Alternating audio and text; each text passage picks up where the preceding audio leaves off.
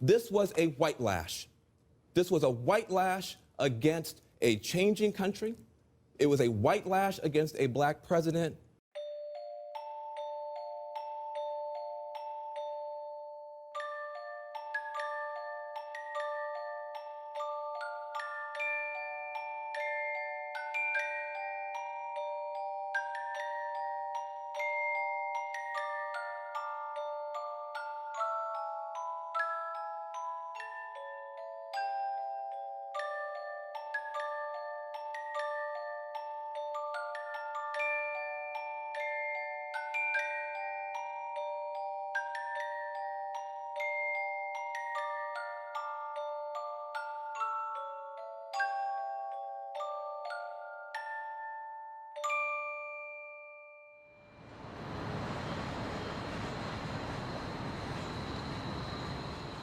I've had a lot more Christian Republicans accept me for being gay than I've had left-wing people accept me for being a gay conservative. You know, they say that they're for, you know, women, gays, people of color, but what they're really for is women, gays, people of color who vote Democrat. Is they'll scream and call you racist, sexist, homophobic, bigot, transphobic. With this campaign, everyone got so much meaner.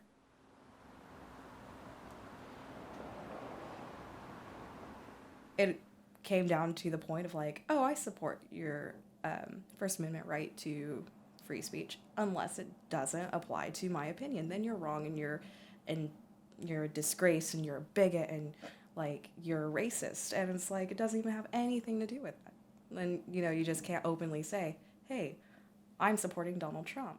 It's almost like when you're like an atheist under a religious household, you just don't want to kind of have these constant like conflicts with your own family.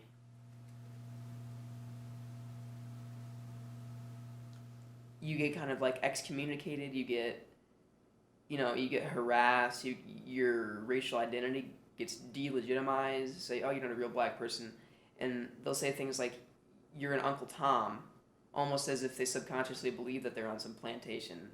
I don't know, I see that as both ignorant and somewhat racist, to assume that a person of color wouldn't vote conservative or libertarian.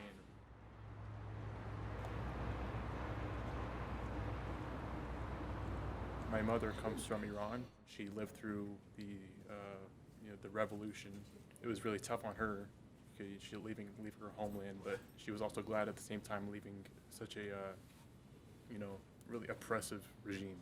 I mean, it took 10 years to get my aunt and my cousins over here from Vietnam. You know, we have immigrants that are coming here legally. They're paying fees. They're on the wait list, and it's not fair to them to have all these illegal immigrants like just granted amnesty for just crossing a border. Gay rights movement is just like an arm of the Democratic Party. Like, all the things that the gay rights leaders promote are things that don't affect us directly. Their whole careers are invested in this culture of victimhood. So when there's no one being victimized anymore, they have to keep it going and make people think they're victimized so they can remain relevant or, you know, keep getting money or funding or whatever it is. So that's why my politics isn't really intertwined with my identity, because my issues are the economy and immigration. Maybe that's the same game they've been playing over the past 50 years. When they got my parents and my grandparents to vote for these policies that didn't help them. I see that it's just like he actually cares about those communities. The fact that he's even bothering to bring up that those communities are really, you know, just decrepit and like the living standards are horrible. Yeah, I mean, if we're gonna fix those communities, don't we? That's something that we have to talk about. He hasn't suggested any policy that would affect me negatively just because of my skin color, or just because, I'm bisexual. Like, I don't really think of things emotionally. I like to think of things logically. Doesn't really matter. People have sexually charged conversations. That's normal. You flirt. And whenever you are working in construction a lot, like Donald Trump, or for me, working in body shops, like in automotive, like you do hear those kinds of, I mean, I would be lying if I said that I haven't said comments like that about men. I don't think that just the fact that you're a minority or part of a minority group means that you're immune from criticism. So you can be a minority or you can be part of a religious minority and still have some very bad ideas or have some very serious problems within that group. So calling anyone who criticizes Islam racist, like we've been doing that for 15 years, hasn't got us anywhere. So we need to be able to, I think it's kind of cruel in a way what the left has done is because instead of being able to address the problem, we're in a debate on whether criticizing Islam is racist or not. There's kind of the other angle of it where Donald Trump kind of represents, I suppose, this countering force to a lot of kind of what people have called the social justice warriors, the more radical left. Some people have coined it as the regressive left. So I like that he's kind of bringing to the table this rhetoric that's not focused on just tiptoeing around people's feelings. My main defense of him is based on economy, because he's based on his his tax bracket. I can't wait to see what he's gonna do. Like, gender did not dictate my vote at all. Absolutely not. It's essentially just who would be better at the job.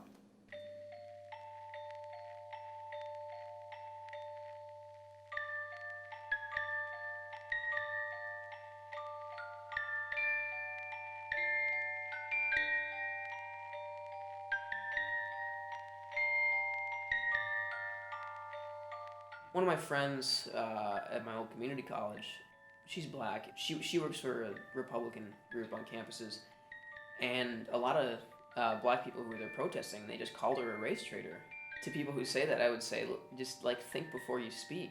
Think about how somebody may be coming from a different place than you, and they may have good intentions. They just disagree with you.